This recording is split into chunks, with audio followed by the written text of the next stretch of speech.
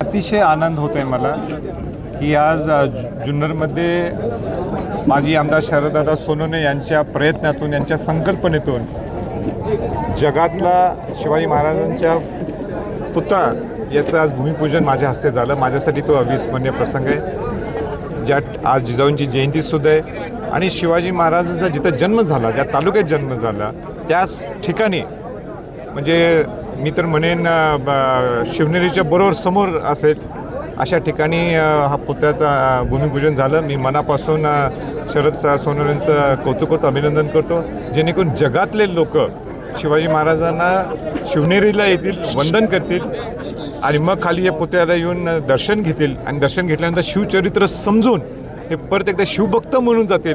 अशा दृष्टिकोनातून हा संकल्प शरददादा सोनवणेंनी मना घेतलेला आहे। मी त्यांचं परत एकदा अभिनंदन करतो, त्यांचा सगळ्या जनतेच्या वतीने आभार व्यक्त करतो आणि त्यांना माझ्या मनापासून शुभेच्छा। खरं तर राज्य सरकार समुद्रामध्ये ज्या पद्धतीने स्मारक उभं करणार होतं, मात्र ते झालं नाही। आज तुमच्या हस्ते हा प्रकल्प या ठिकाणी उभा राहतोय, लोकवर्गणीचं आवाहन केलं जाते। राज्य सरकारची प्रामुख्याने ही जबाबदारी होती, मात्र आता एक आज चांगला दिवस आहे म्हणून राज्य सरकारने काही केलं नाही आहे त्याच्यावर आपण आज चर्चा करायचा आज दिवस नाही। आज चांगला दिवस आहे, चांगला आपण कधी बोलू आणि चांगलं बोलायचं म्हटलं तर आज शरद सोनवणेंचं कौतुक करायला पाहिजे की हा जो संकल्प त्यांनी आणला आहे की जगातला सगळ्यात मोठा शिवाजी महाराजांचा पुतळा आपण हा जुन्नरमध्ये उभा करूया आणि म्हणून शरददादांचं मनापासून अभिनंदन। आज पंतप्रधान महाराष्ट्राच्या दौऱ्यावरती आहे, राज्यातला शेतकरी अडचणीत आहे, आरक्षणाचा मुद्दा प्रलंबित आहे, ह्या सगळ्या गोष्टी आज आम्ही सुद्धा अपेक्षा ठेवून राहिलो आहे, वाट पाहतोय ते ह्याच्यावर काय बोलणार आहेत का।